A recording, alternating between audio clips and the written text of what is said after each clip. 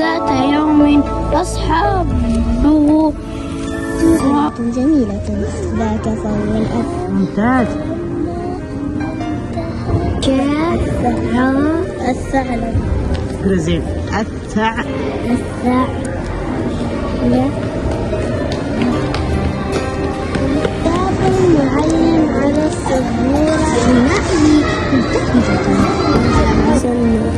عشان حكم ذكية من اقرأ قرة عينك بالعلم سرور بالسيارة وهم في طريقهم العودة من الطريق. دارس الأرقام. ما بين الأسطر جنات تهدي. حصل حامد على هدية لقد أعددت ألواحا خشبي.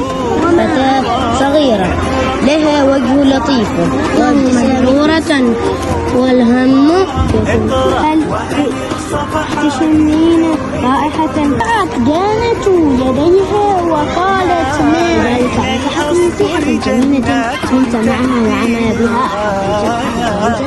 فاقرأ واكتب